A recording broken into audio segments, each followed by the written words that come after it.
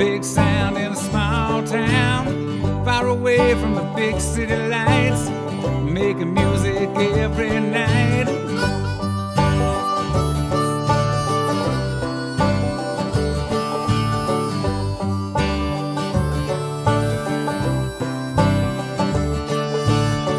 Good music with all our friends. Tell everybody, tell your mama and them, we're going out and we're getting down.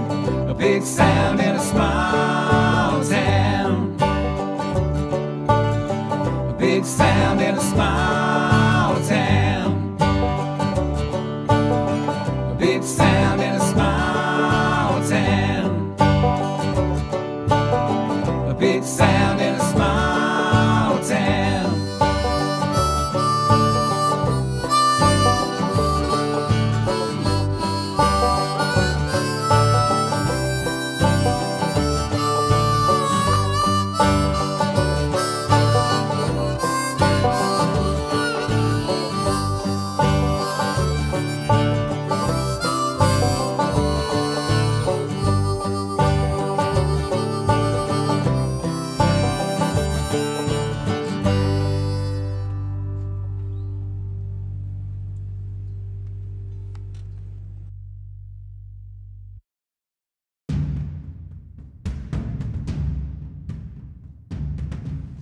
Hi, welcome to Season 4 of Big Sound Small Town.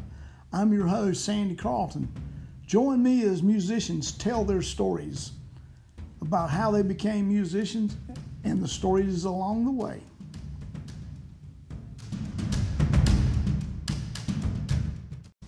All right, here's the Liver Mush song.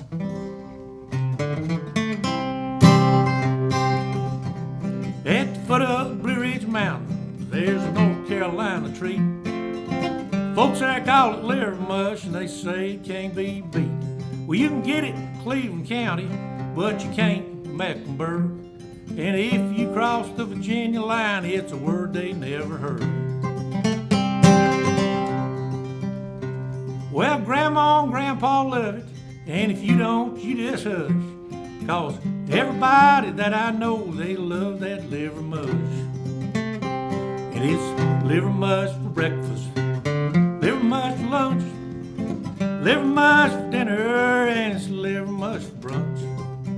Liver mush on biscuits, liver mush and toast, liver mush and okra's what I like the most. From Shelby city limits to the Broad River Bridge, from Oak Grove in the east up to that South Mountain Ridge. Well, I don't know what you're doing, maybe making love or such, but when it's time to eat, we all love that liver mush. Well, you can put it around your flowers and you can rub it on your skin, and you don't need a prescription 'cause it's the best it's ever been. We got liver mush pizza, liver mush pound cake, barbecued on the grill, oh, it's good for goodness sake. Now, if you're feeling sickly and it's brought you to your knees, well, please don't call the doctor. Liver mush is what you need. It's good for the arthritis, the flu and the common cold, and tightness about the chest, and diseases we don't even know. When Gabriel blows his horn and the people start to rush, before we go to heaven, let's eat some more liver mush. This is liver mush, liver mush and spam, liver mush and sun-dried, liver mush and ham, liver mush for breakfast, liver mush for lunch. I eat it all the time I can 'cause I love that liver mush. I eat it every time I can 'cause I love that liver mush.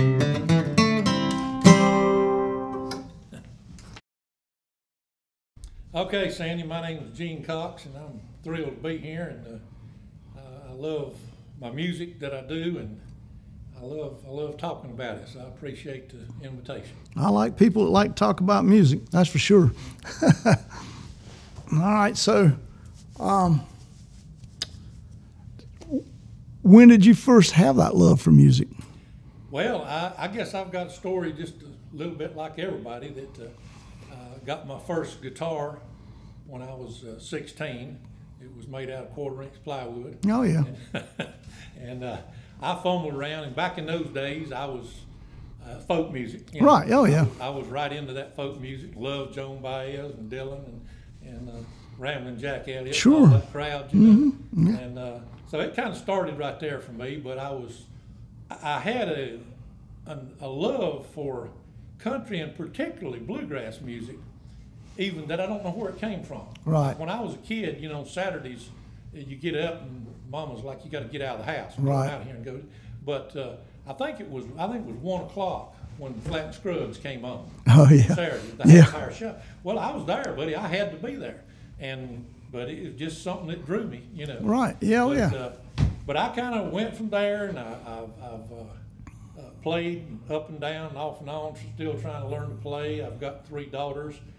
They're all sort of musicians and talented, and I drug them all over the county, playing at rest homes and feed store openings and all that kind of stuff. And then occasionally we've had some little groups that we formed, you know, right, and played together, and never have really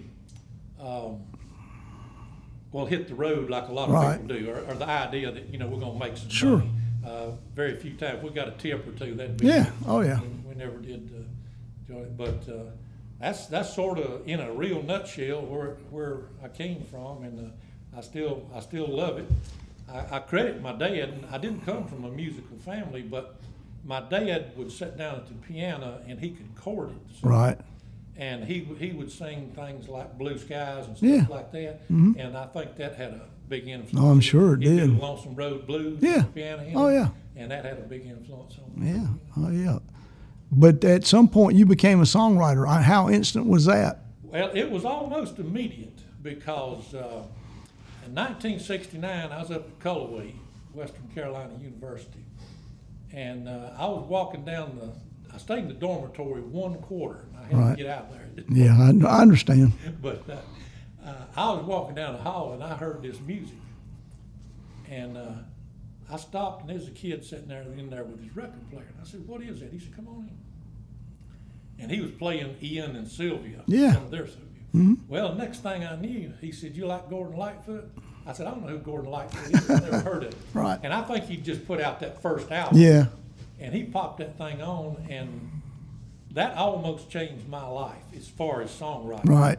I listened to that thing, and I learned every song on there, and I said, how is it possible for somebody to take the English language in as simple a terms as he does it, but make that kind of magic? Yeah. It is unbelievable. It is unbelievable. So I guess Lightfoot was probably one of my early mentors, and later on Chris Christopherson and some of these people who just have this unbelievable way of communicating simple things, you know. Yeah, what could be better than Sunday morning coming down? I mean, if you can write a better song than that, more visual. Oh yeah, the line. Best of luck. The line that absolutely knocked me off the stool was, I fumbled through my closet, through my clothes, and found my cleanest dirty shirt. Sure. I thought, what? Yeah. Everybody's done that. Oh yeah. Whoever thought about putting it in the song? You know, and I understand the feeling of the beer wasn't bad for breakfast, so I had another one for dessert. I mean. And so in my, I continued to try to develop my songwriting, and it was pretty much like in the closet, because I'd write. I played very little of it for anybody, or occasionally I'd do a little something for my wife, but I was just so drawn to it, I just needed to do it. And then it started. I started getting writer's block and stuff like that. Yeah, that happens too. Try to listen to the thing, and I don't remember who it was. I heard some songwriters talking, and I think this was back about the time John Connolly was kind of big. Yeah. And they did a little singer-songwriter thing. It was on TV. There used to be a show. It wasn't Austin City. It was another one. Came on late nights. But anyway, it doesn't matter. But I believe the guy's name was Randy Throckmorton. Yeah. He was a writer. Yeah. And they were talking about stuff like it. Said, "What do you do to get off?" He said, when you get all balled up like that, he said, you don't think and you don't stop. He said, if you got a line, write the next line. Right. Whether you like it or not. Yeah. Keep Oh, yeah. rolling. Right. Keep rolling and keep rolling. And he said, that is work for me. He said, I kind of cleansed my palate, so to speak. Yeah. Oh, Get yeah. rid of the junk, and I Right. go back to it. So that's been helpful to me. But only thing I know that occasionally I'll do a song and somebody says, "Oh, I like that," or "Would you do that song?" Right. That's my reward. Right. I understand. Validation right there. Well, it's the thing about songwriters is you want people to hear your songs. That's the part of it. But you're out playing live, and generally no one ever hears a word you sing.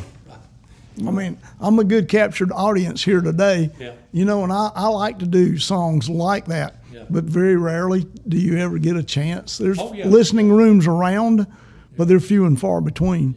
Well, I've enjoyed that aspect of, like over here at Jamie's. At the Dragonfly. Most people are there. They're there to listen. They are. And They are.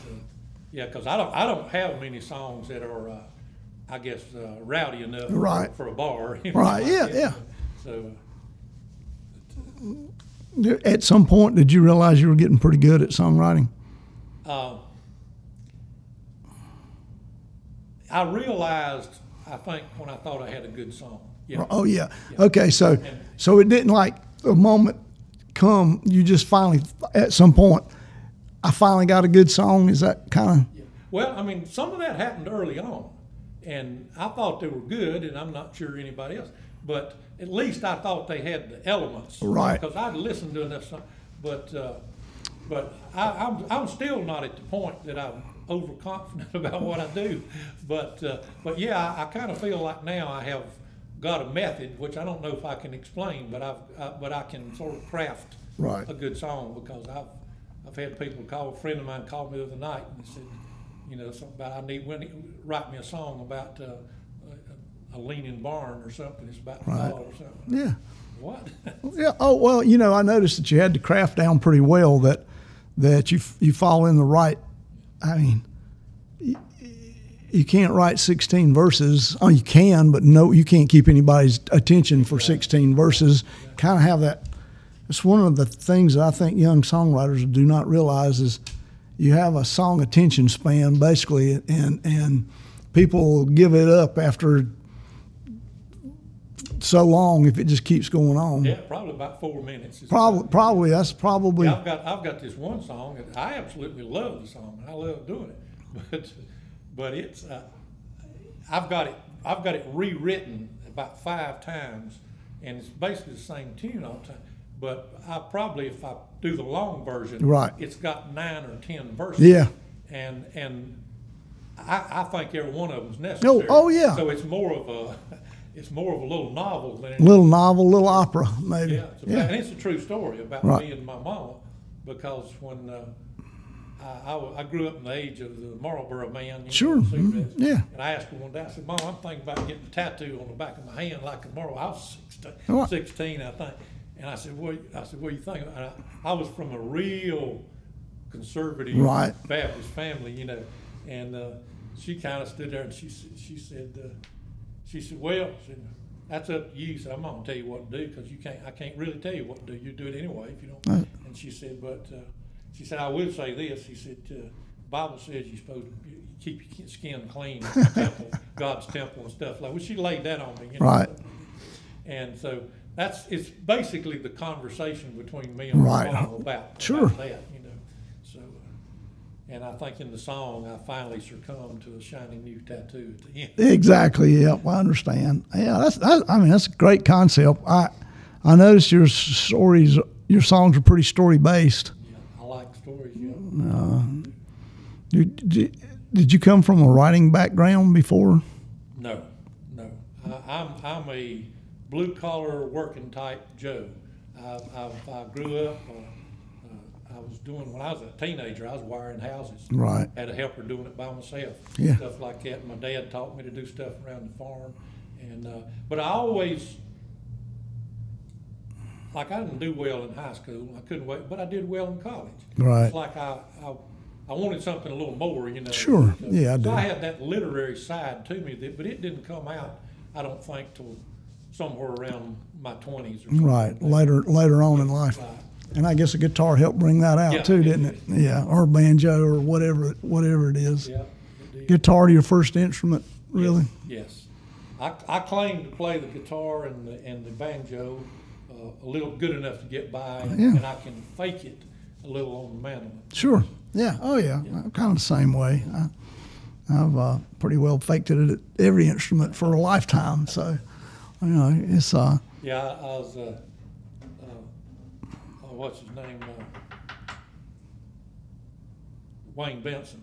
Yeah, I know Played Wayne. mandolin for the Sure. third time. Yeah. I was talking to Wayne one time, and he was down there, and he said he was talking about playing and faking it, stuff like that.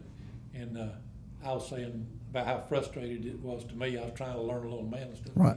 He said, "Well, Gene, let me help you with that." He said, "All the shows I do," he said, 95% of what I do on stage is nothing but stand there and vamp that thing. Well, yeah, I I mean, Out the rhythm truthfully, section. it is. I mean, really, that's in fact, that's the snare drum of bluegrass. Yeah. You know, so I mean, I agree. It's the chop is more important than the licks itself. Yeah. Because you'll not keep a bluegrass job without that chop. That's right. That's right.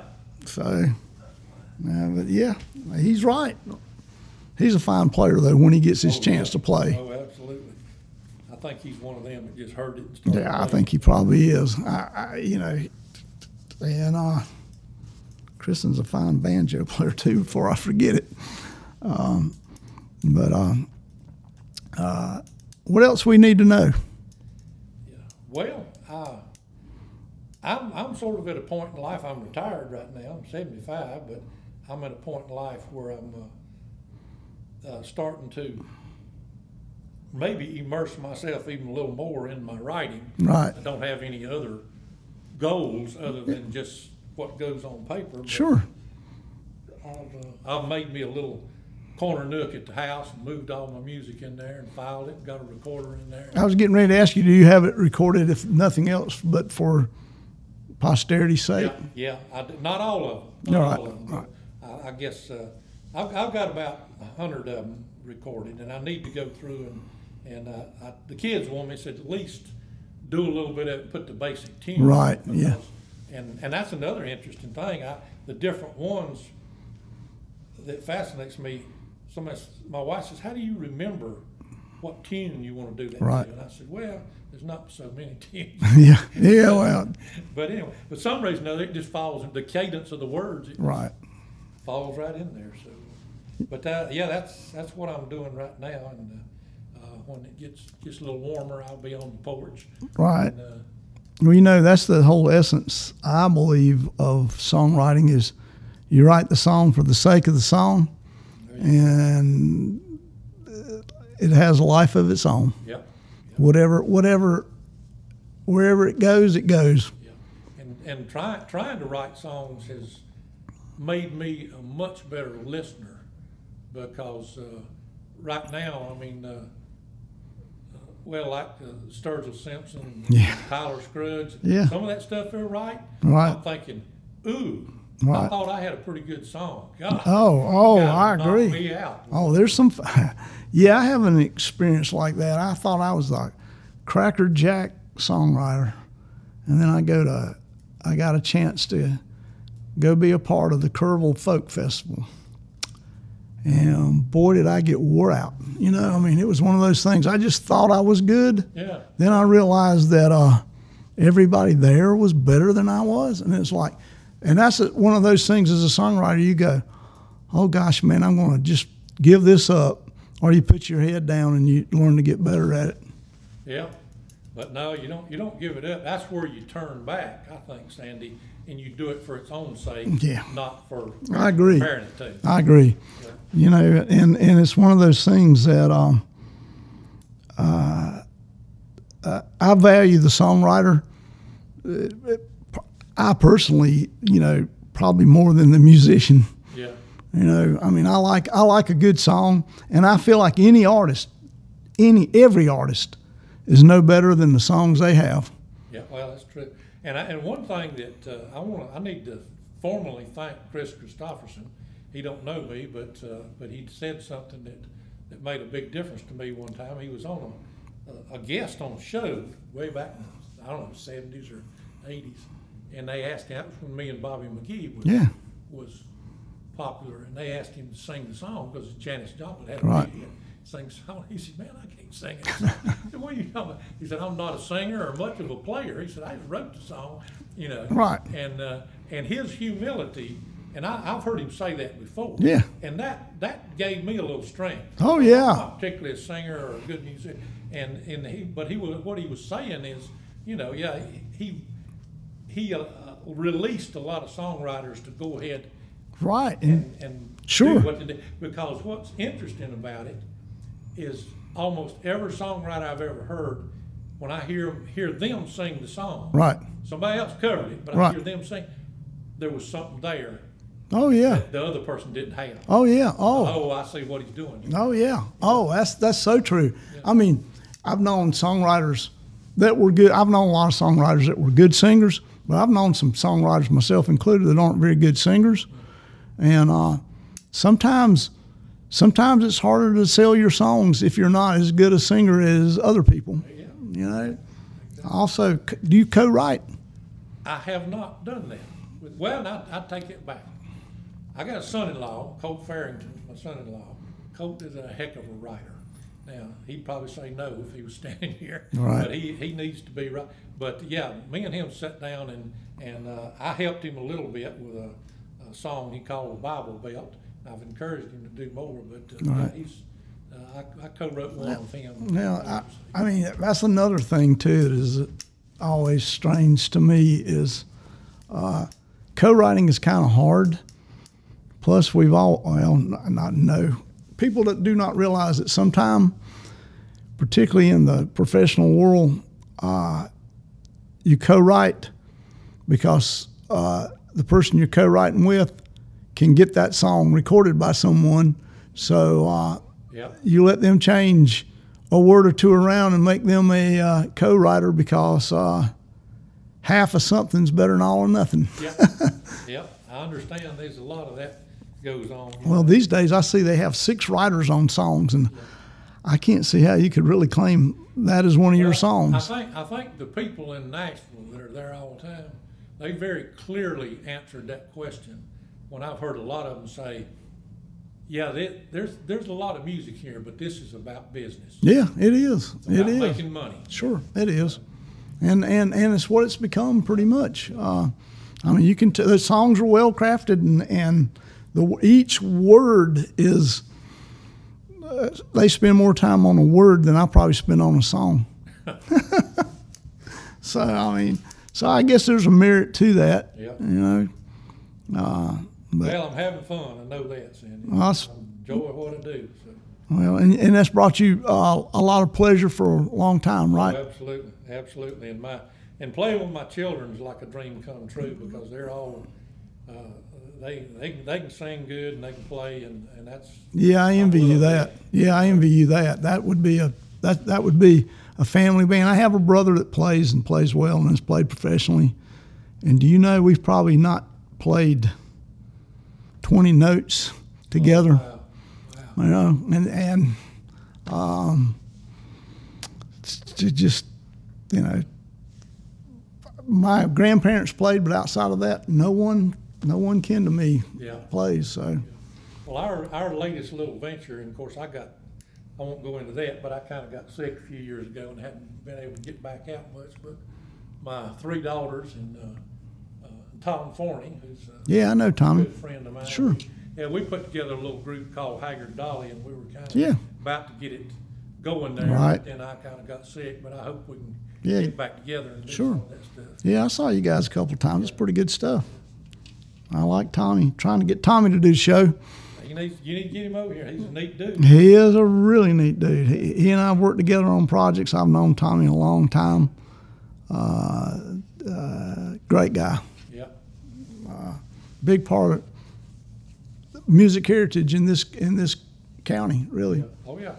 I mean, he probably knows more about it than anyone I know. Well, that's interesting. You know, when you go back and the people that have touched you or you've touched them, and of course, you know, I think I mentioned earlier. I don't know. It may be recorded or not, but you know, like I remember when David Martin was shy. He didn't want to stand up. Sure.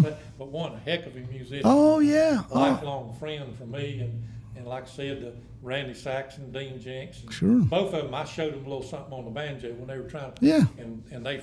Oh yeah, they're like both. A rocket. Yeah. I ain't seen them since. You know. Yeah, they're both fabulous musicians. Stuff like that, and you know, David Childers had a big impression on me. David was the visiting artist at the community college. Sure. Way back, and David kind of encouraged me with my writing. Oh yeah. Of course, he's always been a good writer. He has, and that's one thing about David is he is very encouraging of other songwriters and helps other songwriters. That's something that people miss with David Childers. You know him as a fine songwriter, and he's a fabulous performer. Yeah. But people do not see that side of him. He's give back to particularly the songwriting community as much as about any artist I know. Yeah. I forgot he was out there. I forgot he was out there doing that. That's right. Yeah, that was in the early '70s. I guess somewhere in there. Yeah, it would have been. He probably. Yeah, that would have been right out of school for him. Yeah. So, yeah, he's one fine. Yeah, what he kind of helped me with, because I was real self-conscious, and I still am to a certain extent about crowds. Yeah. But what David helped me with is David was not afraid to express in his poems or what he was saying. I'm not talking about it was something taboo that should. Right. Yeah. But I mean, just generally speaking. Right. He was not afraid to do that, and that helped me a lot. Oh yeah.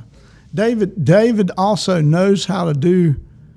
He can do his own songs very well. Mm-hmm. You know, he does a really good job of selling his own songs. Yeah. I mean, I hear a lot of people cover his songs, and you were talking earlier about the songwriter sometimes doing it. You see something in it. David can do his songs as, all right, we'll take the Avets doing his song. They do a beautiful version of it, but David does a real heartfelt version of everything he does. Yeah, I'm proud to know him. Proud to have made all these friends over the years. Leonard McSwain. Sure. Hang out at Leonard's. Yeah. He was influenced me. Clyde Lovelace. Yeah. Helped me a lot with the banjo. You know. Oh yeah. It's a great music community we have here. Yeah. Pretty helpful. Like Isaac Newton said, we're all standing on the shoulders of giants. So. True. This is true, and you know, I'm glad that you know you've found the community to be that way. Yeah. You know, you'll have to maybe we'll put together a songwriting workshop sometime and help some young people, learn how to do it. Yeah, for the enjoyment, because as you said, your guitar can be both a therapist and, you know, your best friend. Yeah. You know, so. Yeah. And you can express yourself a lot through songs. Yeah, James Taylor, he pretty much summed that one up when he did Me and My Guitar. Sure, he did. Tony Rice topped it, I guess. Yeah, Tony did a better version, I will have to say. Tony, yeah, you're talking two musical geniuses there.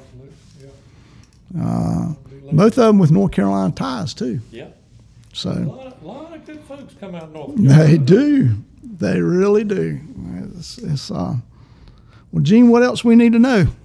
Well, I don't know. We just need to know that I'm thankful that you're doing something like this. Well, it's That's fun. Everybody needs to know, because it's such a good venue, and there's people out there that need to be heard. Yeah, there is, and thank you. That was my belief. Is this community is full of fine musicians, and the world needs to hear it. Yeah. Well, Gene, I appreciate you taking your time and coming up here and doing this. Well, you are welcome. It has been my pleasure. Thank you, sir. All right, thank you. Let's see, Sandy, this song is it's another one of those that kind of just fell out of the sky, and so I got started on it, and and it just bam, bam, bam, you know. Right. And the frustrating part was capturing it, you know, getting back quick enough. And so it's called Johnny Was a Dropout.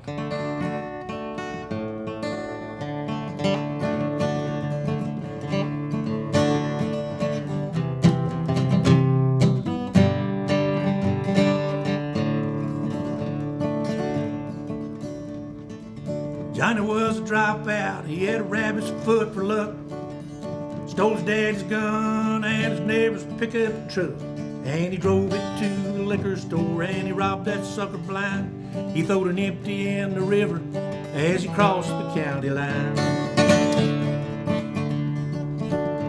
Well, he pulled into a juke joint and he crashed right through the door. He saw Linda dancing on the dirty hardwood floor.